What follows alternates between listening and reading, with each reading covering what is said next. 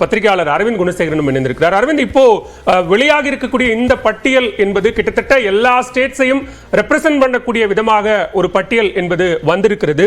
ஒரு கூட்டணி அரசாக பாரதிய ஜனதா அரசு ஒரு முதல் முறையான அனுபவம். ஏன்னா பிரதமர் மோடிக்கோ அல்லது பாரதிய ஜனதாவுக்கோ தேசிய அளவில் ஒரு கூட்டணி அரசு அப்படிங்கிற ஒரு முதல் முறை அனுபவத்தில் இந்த அமைச்சரவையை கட்டமைத்திருக்கிறார்கள். உங்களுடைய முதற்கட்ட பார்வை என்ன? கடந்த 2019ஆம் ஆண்டு நாடாளுமன்ற தேர்தலில் வெற்றி பெற்ற பிறகு பிரதமர் நரேந்திர மோடி தலைமையிலான இரண்டாவது முறை பாஜக ஆட்சி அமைக்கப்படும் போதும் கூட அப்போது மொத்த அமைச்சரவின் எண்ணிக்கையும் 57 தான். அப்போது என்னோட நினைவு சரி என்றால் சுமார் 24 கேபினட் அமைச்சர்கள், அதே போல 9 minister of state with independent charge, 9 + 24 33, அதே போல சுமார் 34 நினைக்கிறேன் MOS state, minister of state உள்ளிட்ட மொத்தம் 58 முதல் 60 அந்த எண்ணிக்கையில் தான் முதன் முறையாக 2019ஆம் ஆண்டு கேபினெட் ஃபார்ம் பண்ண போதும் இதே 60 என்ற எண்ணிக்கையில் தான் கேபினெட் ஆனது, கவுன்சில் ஆஃப் மினிஸ்டர்ஸ் ஆனது அமைக்கப்பட்டிருந்தது. தற்போதும் அந்த எண்ணிக்கையில் தான் இருக்கும் என எதிர்பார்க்கப்படுகிறது. நமக்கு கிடைத்த தகவலின்படி சுமார் 53 பாஜகவை சேர்ந்த 53 பேருக்கும், அதே போல 12 பேரானது கூட்டணி கட்சிகளை சேர்ந்த 12 பேருக்கும் இந்த அதாவது கவர்மெண்டில், அதாவது யூனியன் கவுன்சில் ஆஃப் மினிஸ்டர்ஸ்ல இடம் கிடைக்கப்படும் என எதிர்பார்க்கப்படுகிறது. சுமார் 60 முதல் 65 எதிர்பார்க்கப்படுகிறது. ஆனால் இதில் சிக்கல் என்னவென்றால், பிரதமர் நரேந்திர மோடி குஜராத் முதலமைச்சராக இருந்த போதும் சரி, தற்போது பிரதமராக டெல்லி வந்த போதும் சரி, இதுதான் முதல் முறையாக ஒரு கூட்டணி ஆட்சியை தலைமை தாங்க இருக்கிறார். இதற்கு முன்பாக கூட்டணி ஆட்சி தான் நாங்கள் நடத்தினோம் என்று கூறினாலும், ஆனால் அப்போது நம்பர்ஸ் ஒரு சிங்கிள் மெஜாரிட்டி நம்பர், அதாவது அறுதி பெரும்பான்மைக்கு அதிகமான எண்ணிக்கை பாஜக வசம் இருந்தது. ஆனால் இதுதான் முதல் முறையாக 272 என்ற மேஜிக் நம்பருக்கு குறைவாக பாஜக பெற்றிருக்கிறது. வெறும் 240 எண்ணிக்கை தான் பாஜகவிடம் இருக்கிறது. கூட்டணி கட்சிகளின் ஆதரவுடன் மட்டுமே இந்த ஆட்சியை நடத்த வேண்டிய சூழலில் பாஜக இருக்கிறது. அதன் காரணமாகத்தான் தற்போது 3 நாட்கள் ஒரு எக்ஸ்டென்சிவ் கன்சல்டேஷனுக்கு பிறகு தற்போது இந்த கேபினெட் ஆனது, இந்த கவுன்சில் ஆஃப் மினிஸ்டர்ஸ் ஆனது, இன்று அமைச்சரவை ஆனது இன்று பதவியேற்க இருக்கிறார்கள். இதில் முதல் நாளே ஒரு சிக்கல் உருவாகி இருக்கிறது. அதாவது என்சிபி, நேஷனலிஸ்ட் காங்கிரஸ் பார்ட்டி, முன்பு சரத்பவார் தலைமையிலான கட்சியானது தற்போது அஜித் பவார் தலைமையில் அந்த கட்சி இயங்கி வருகிறது. அந்த கட்சியை சார்ந்த ராஜ்யசபா எம்பி, தற்போது லோக்சபா எம்பி இருக்கிறார் பிரபுல் பட்டேல், அவர் கேபினெட் அமைச்சர் அந்தஸ்தில் உள்ள பொறுப்பை கேட்கிறார். ஆனால் பாஜக அவருக்கு எம்ஓஎஸ் இண்டிபெண்டன்ட் சார்ஜ் தான் கொடுக்க தயாராக இருக்கிறார்கள். ஆனால் அஜித் பவாரை பொறுத்தவரை பிரபுல் பட்டேல் இதற்கு முன்பாகவே கேபினட் அமைச்சராக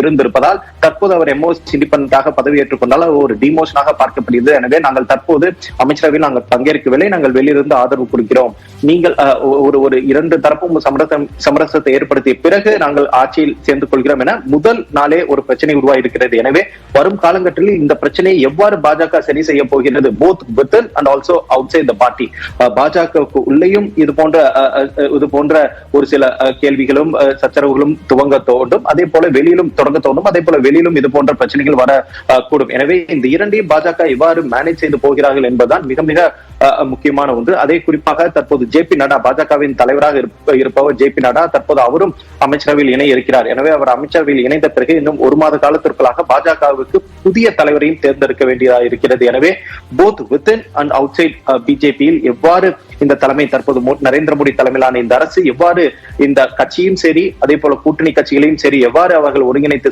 செல்கிறார்கள் என்பதை பொறுத்தே இந்த ஆட்சியானது 5 வருடங்கள் நிறைவு செய்யுமா இல்லையா என்பது தெரிய வரும். அரவிந்த், தொடர்ந்து பேசலாம். தற்போதைய ஒரு அண்மை செய்தியையும் நாம் பார்க்கிறோம். மேற்கு வங்கத்தினுடைய சுகந்தா மஜும்தார் மத்திய இணையமைச்சராகிறார். மேற்கு வங்கத்தினுடைய பாஜக மாநில தலைவராக உள்ள நிலையில் மத்திய அமைச்சரவையில் சுகந்தா மஜும்தார் இடம்பெறுகிறார். அண்மை செய்தியாக நாம் பார்க்கிறோம். அதே நேரத்தில் இறுதிக்கட்ட ஏற்பாடுகள் என்பது, பதவியேற்பு விழாவுக்கான ஏற்பாடுகள் என்பது நடைபெற்றுக் கொண்டிருக்கிறது. பல்வேறு வெளிநாடுகளினுடைய தலைவர்கள் மற்றும் சிறப்பு அழைப்பாளர்கள் அங்கு வந்து கொண்டிருக்கக்கூடிய காட்சிகளையும் நாம் தொடர்ந்து பார்த்துக் கொண்டிருக்கிறோம். பதவியேற்பு விழாவுக்கான நிறைவு கட்ட ஏற்பாடுகள், விருந்தினர்களின் வருகை என்பதும் தொடர்ந்து அங்கு நடைபெற்றுக் கொண்டிருக்கிறது. நாம் பேசலாம். திரு ஸ்ரீராம், இப்போ கோலியேஷன் அரசு, ஒரு கூட்டணி அரசு முதல் முறை அனுபவமாக, ஒரு புதிய அனுபவமாக இந்த முறை அமைகிறது. கிட்டத்தட்ட வந்திருக்கக்கூடிய ஒரு உத்தேச பட்டியல் அல்லது சற்றேறக்குறைய இறுதி செய்ய பட்டியல் அப்படிங்கிறது எல்லா மாநிலங்களையும் திருப்திப்படுத்தக்கூடிய விதமான ஒரு பட்டியலாகத்தான் இருக்கிறது. எப்படி இருக்கும் இந்த முறை?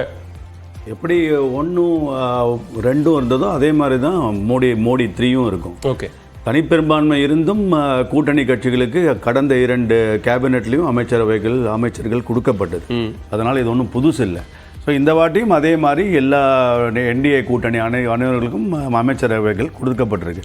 என்சிபியை பொறுத்த வரைக்கும் அன்பர் சொன்னதே நான் ஏற்கவில்லை. அது அவங்க கட்சிக்குள்ள இருக்கிற பிரச்சனை. ஒருத்தர் வந்து லோக்சபால வின் பண்ணியிருக்காரு ஒரு எம்பி, இவர் வந்து ராஜ்யசபா எம்பி.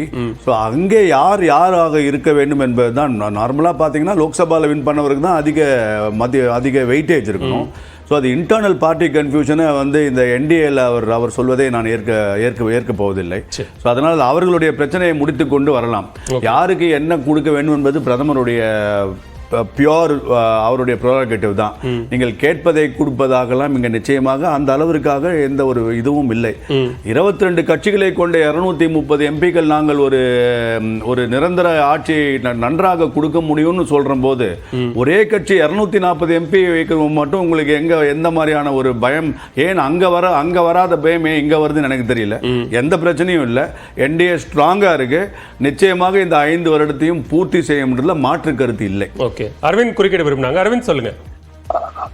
இப்போ ஒரு பதில் என்னோட கருத்துக்கு பதில் கொடுப்பதா கூறியிருந்தார். ஆனால் என்சிபி அஜித் பவார் ஆன் ரெக்கார்ட்ல தற்போது பத்திரிகையாளர்களிடம் சந்திக்கும் போது ஆன் ரெக்கார்டா ஒரு இதுதான் பிரச்சனை அப்படின்னு இருக்காரு. நேற்றைய தினம் பாஜக எங்களிடம் பேசும்போது நாங்க வந்து எம்ஓஎஸ் இண்டிபெண்டன்ட் தான் கொடுக்க முடியும், ஏன்னா இந்த எண்ணிக்கையில் உள்ள கூட்டணி கட்சிகளுக்கு நாங்கள் எம்ஓஎஸ் இண்டிபெண்டன்ட் தான் கொடுத்திருக்கோம், எனவே உங்களுக்கும் நாங்க எம்ஓஎஸ் இண்டிபெண்டன்ட் தான் கொடுக்க முடியும்னு சொன்னாங்க.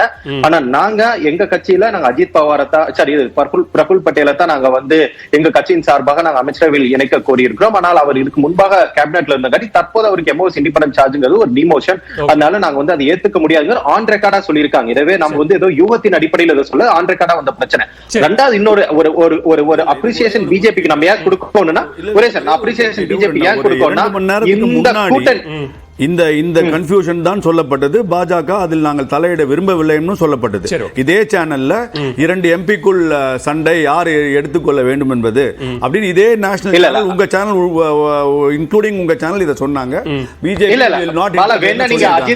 அதை இப்ப இவர்கள் வந்து சொல்வதனாலே அது வந்து கரெக்டான கருத்து, அது இல்லை என்பதை நான் ஏற்றுக்கொள்ளவில்லை. அவருடைய கருத்து பலபல இல்ல. பிரபுல் பட்டேலோட பேட்டியே இருக்கு, ஏனையில் இருக்கும் நினைக்கிறேன். நீங்க அந்த பேட்டியை கூட இப்ப கூட ப்ளே பண்ணலாம். ஒரு அரை மணி நேரத்துக்கு முன்னாடி அவர் அரை மணி நேரத்துக்கு முன்னாடி அவர் சொன்னாரு. ஏன்னா அவர் சொன்னதான், ஏன்னா நானும் கிடையாது அவரும் கிடையாது, கூட்டணி பேச்சுவார்த்தையில நானும் பங்கேற்கல, இப்ப உட்கார்ந்து விருந்தினரும் பங்கேற்கலாம். அஜித் பவாரும் பிரபுல் பட்டேலும் ஜேபி நட்டாவும் தான் பேசியிருக்காங்க. எனவே 2 பேத்துக்குள்ள என்ன பேசணும்னு உள்ள பேச்சுவார்த்தையில் உள்ள இருந்தவர் சொல்றதா நம்ம ஏத்துக்க முடியுமே தவிர நானும் அவரும் சொல்றதை ஏத்துக்க முடியாது. ஒண்ணு.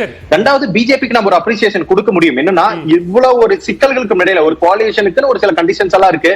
இதையெல்லாம் தாண்டி பாஜக இந்த தொகுதி, அதாவது இந்த அமைச்சரவை அந்த ஒரு காம்போசிஷன் வந்து பாஜக தன்னோட ஹார்ட் அண்ட் ரூல்ல தான் பாஜக நடத்தி இருக்காங்க. நம்ம பேசலாம் அரவிந்த், தொடர்ந்து பேசலாம். தற்போது